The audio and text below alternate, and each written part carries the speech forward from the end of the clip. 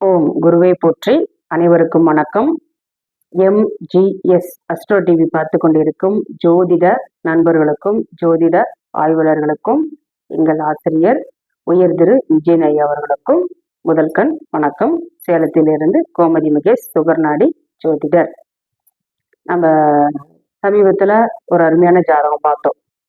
நம்ம வாரந்தோறும் வீடியோக்கள் பார்த்தீங்களா தொடர்ந்து போட்டுக்கிட்டு வருவோம்.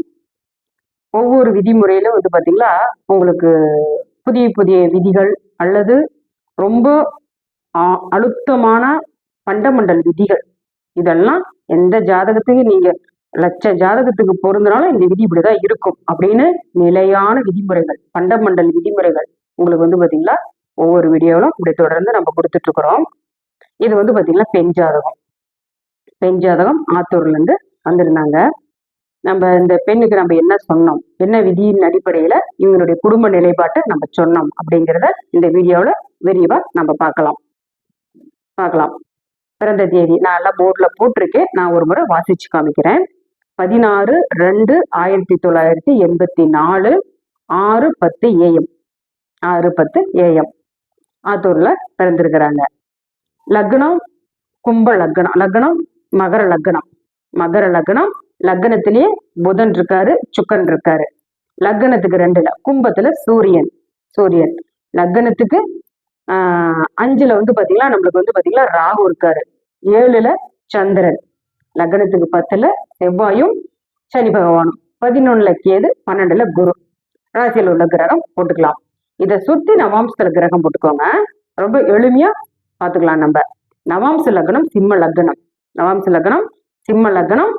துலாம்ல சூரிய பகவான், தனுசுல சந்திரனும் கேதுவும் இருக்காங்க.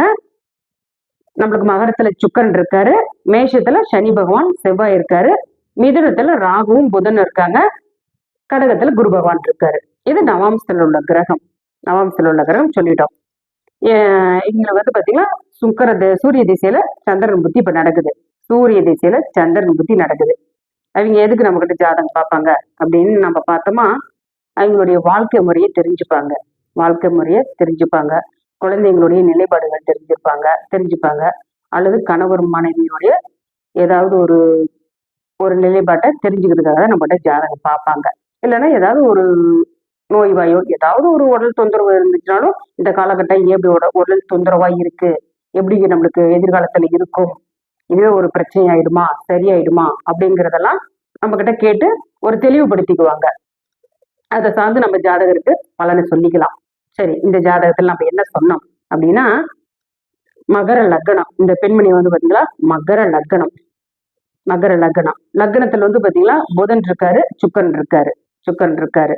நம்ம பாத்தீங்களா ஜாதகம் கணிதம் பண்ணிட்டு அந்த அம்மாட்ட நம்ம சொன்ன வார்த்தை என்ன நம்ம முதல்ல சொன்னோம் அப்படின்னா, நீங்க கணவரும் மனைவியும் பிரிஞ்சிருக்கீங்களா அப்படின்னு தான் நம்ம சொன்னோம்.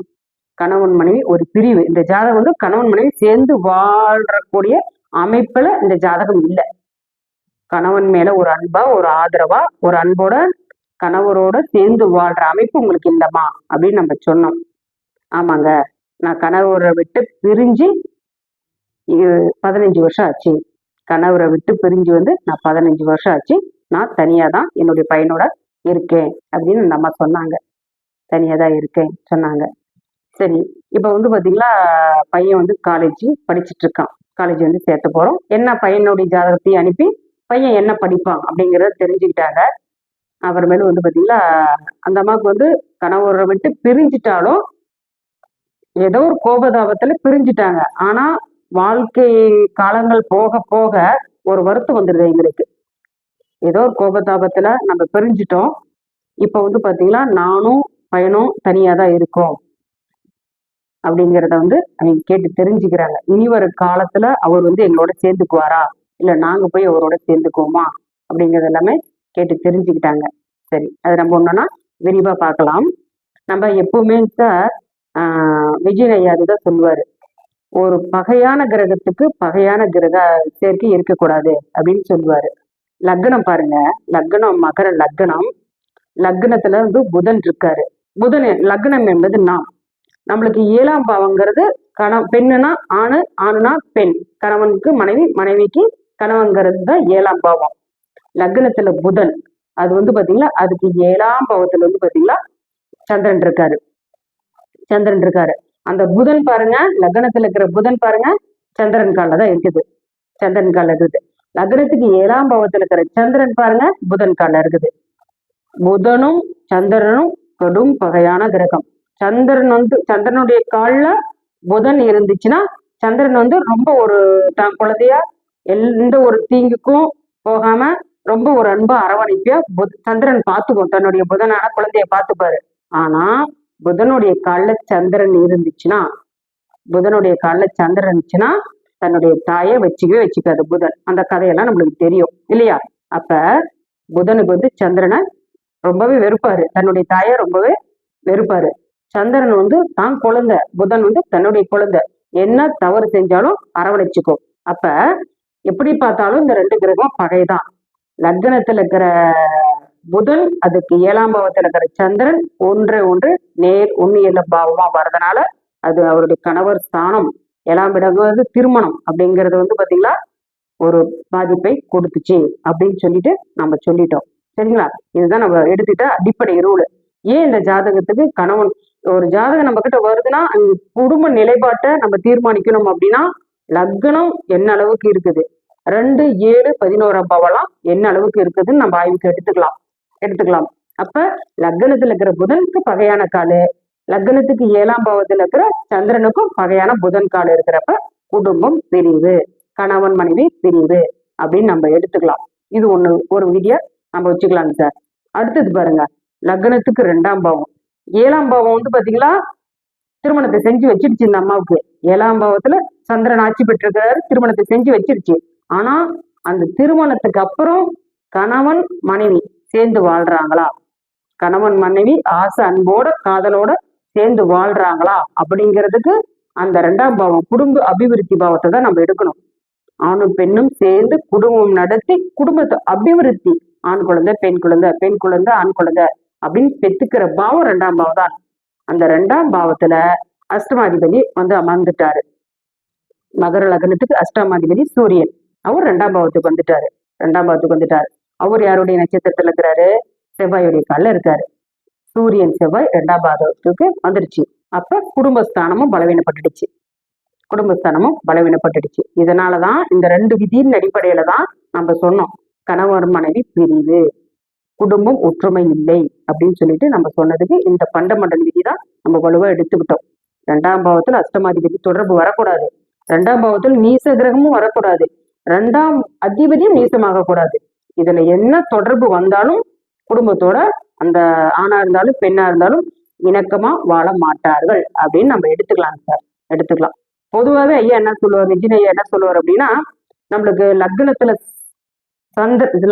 சூரியன் இருந்து 7ஆம் பாவத்துல சனி பகவான் இருக்கக்கூடாது. லக்னத்தில் சூரியன் 7ல் சனி பகவான், லக்னத்தில் சனி பகவான் 7ல் சூரியன், அல்லது லக்னத்தில் நம்ம இந்த பெண்மணி ஜாதகம் பார்த்த மாதிரி லக்னத்துல புதன் 7ல் சந்திரன், லக்னத்தில் சந்திரன் 7ல் புதன், இப்படியெல்லாம் பாவகிரக சேர்க்கை இருந்துச்சுன்னா அங்க குடும்ப வாழ்க்கையை வந்து பாத்தீங்களா சிறப்பை கொடுக்கறது இல்லைங்க சார். பெரும்பாலும் ஜாதகம் விவாகரத்தான ஜாதகத்தெல்லாம் நீங்க ஆய்வு பண்ணி பாருங்க, அவங்களுக்கு கிரக நிலை இப்படிதான் இருக்கும். பிளஸ் அதனோட 2ஆம் அதிபதி ரொம்ப ஒரு கடுமையான பாதிப்பை கொடுத்துரும் அப்படின்னு நம்ம எடுத்துக்கலாம் சார். நம்ம திருமண பொருத்து தப்பவே இந்த விதிமுறை எல்லாம் நம்ம கவனத்தில் வச்சு திருமண பொருத்து போடணும் சார், போடணும். நம்மளுக்கு பெண் ஜாதகம் நம்ம எடுத்துக்கிட்டோமா 2, 8 பாவம் ரொம்ப ரொம்ப முக்கியம். 2ஆம் பாவமும் 8ஆம் பாவம் மாங்கல்ய ஸ்தானம் அப்படின்னு நம்ம முன்னோர்கள் நம்மளுக்கு கொடுத்துருக்காங்க. அந்த 2ஆம் பாவத்துல பாவகிரக சேர்க்கை இருக்கக்கூடாது, 8ஆம் பாவத்திலையும் பாவகிரக சேர்க்கை இருக்கக்கூடாது. இருந்தாலும் குடும்ப பிரிவினை கொடுக்கும். 2ஆம் இடங்கிறது நமக்கு 2ஆம் இடம், 8ஆம் இடங்கிறது வந்து நம்ம கணவர் ஸ்தானத்துக்கு 7ஆம் பாவத்துக்கு அது 2ஆம் இடம், அவருக்கு குடும்பஸ்தானம். நமக்கு குடும்பஸ்தானமும் நல்லா இருக்கணும், அவருக்கு குடும்பஸ்தானமும் நல்லா இருக்கணும். 2, 8ங்கிறது வந்து பாத்தீங்கன்னா பெண்ணின் மாங்கல்ய ஸ்தானம். அப்ப அந்த பாவம் ரொம்ப பலமா இருக்கணும், நம்ம ஆய்வுல எடுத்துக்கணும் சார்.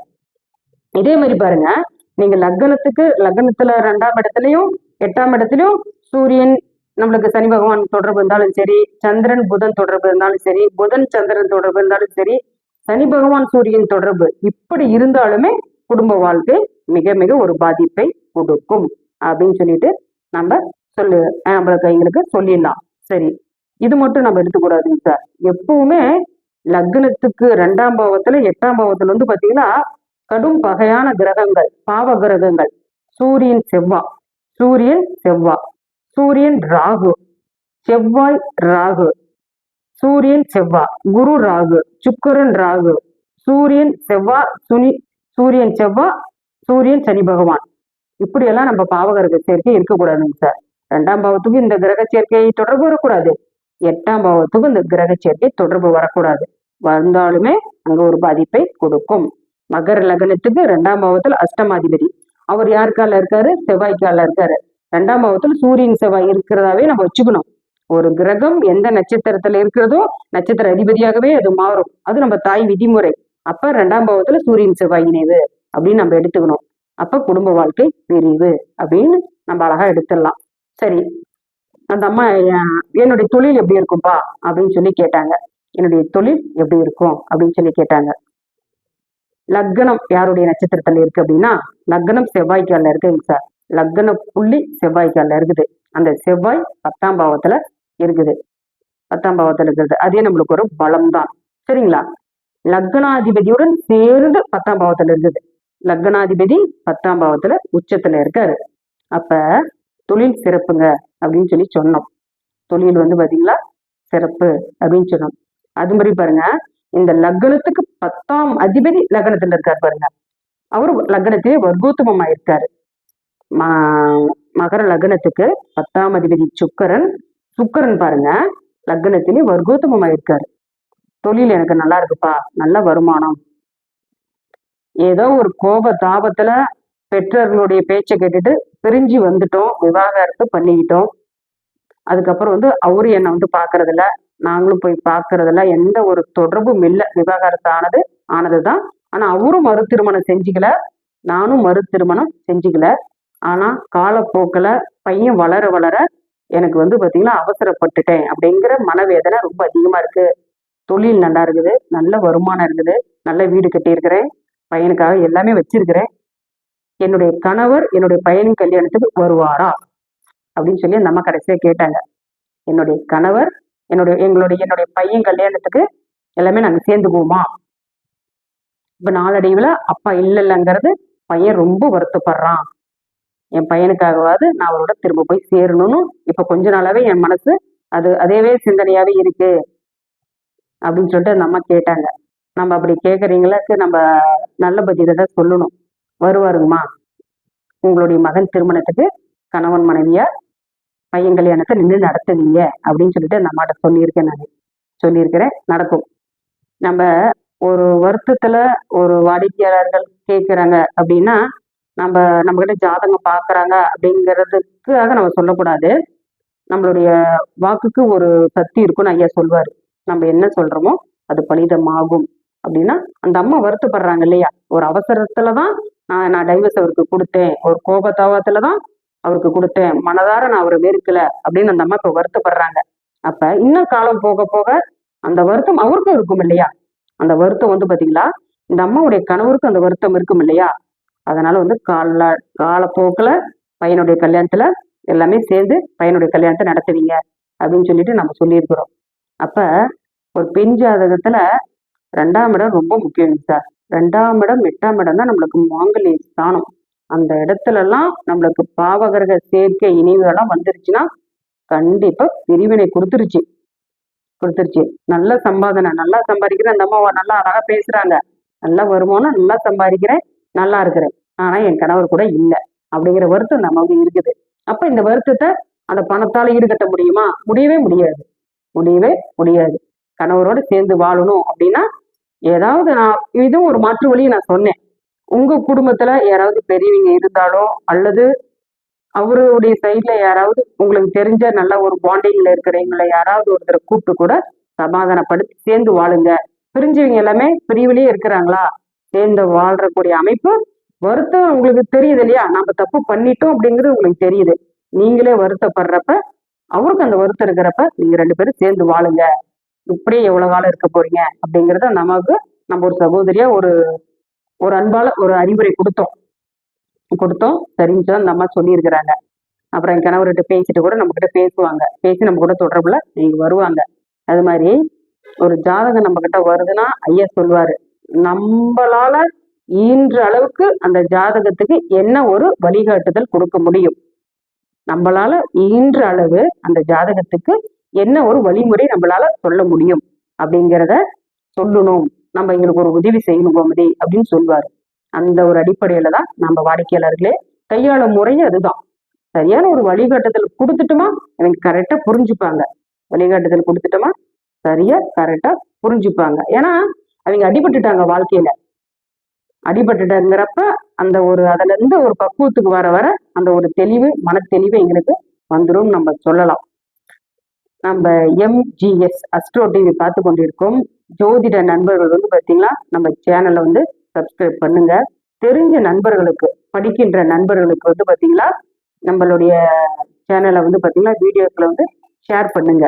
ஷேர் பண்றப்ப அவங்களுக்கு அது உதவியா இருக்கும், படிச்சுப்பாங்க.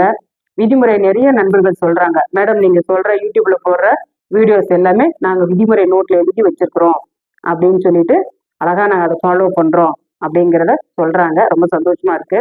அது மாதிரி தொடர்ந்து இந்த மாதிரி வீடியோக்கள் எல்லாம் போடுற விதிமுறைகளை நீங்க எழுதி எழுதி வைக்கிறப்ப நீங்க ஜாதகம் பார்க்கறப்ப படிக்கிறப்ப உங்களுக்கு ரொம்ப உதவியா இருக்குன்னு சொல்லி நம்மளுடைய எம்ஜிஎஸ் வந்து பாத்தீங்கன்னா சப்ஸ்கிரைப் பண்ணுங்க, தெரிஞ்ச நண்பர்களுக்கு ஷேர் பண்ணுங்க.